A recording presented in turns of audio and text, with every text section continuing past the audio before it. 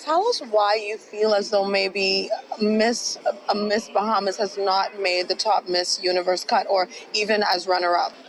I think it comes from the fact that you have a lot of power sashes at the Miss Universe pageant. And when I say power sashes, I'm talking about countries like Venezuela, Colombia, Brazil. These girls come from a culture where pageantry is a culture.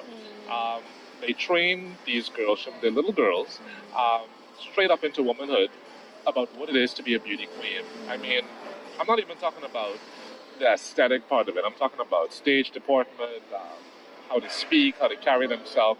And so when you compare those power sash countries to the Bahamas, where you wake up tomorrow morning and you say, oh, I want to enter Miss Bahamas, and you're a beautiful girl, you have a great figure, you're intelligent, and so you win the pageant.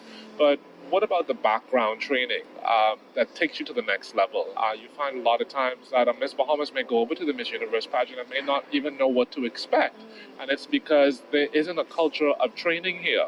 And a Miss Bahamas organization can do all that they can with maybe about 3 to 6 months with training our queens. But again, the responsibility cannot just solely lie on the organization.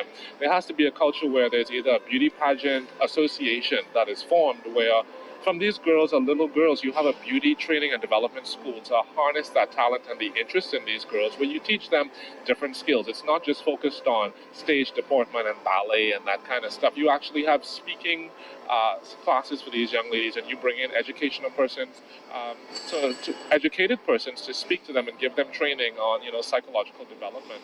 And so then you begin to develop a culture for beauty training in the Bahamas, where a 7-year-old girl can train until she's about 13 or 16 years old to enter the Miss Teen Bahamas pageant. And then she wins the Miss Teen Bahamas pageant, and then she goes off and represents the Bahamas internationally.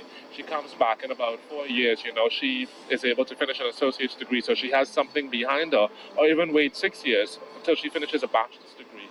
So she has that educational kind of clout behind her, so she can then enter the Miss Bahamas pageant with something to bring to the table. So she wins the Miss Bahamas pageant with a bachelor's degree, with some professional experience behind her, with the training from the Miss Teen Bahamas pageant, and then she's able to go to the world stage, along with the training that the Miss Bahamas organization would have given to her. So you then send off a candidate who has been brought up in a culture of beauty, in a culture of self-development, and she's aware of who she is. And I think that is what it's going to take in order for us to make it to the world stage. Now, that being said, I'm very hopeful that Sherelle still makes it in the top cut tonight.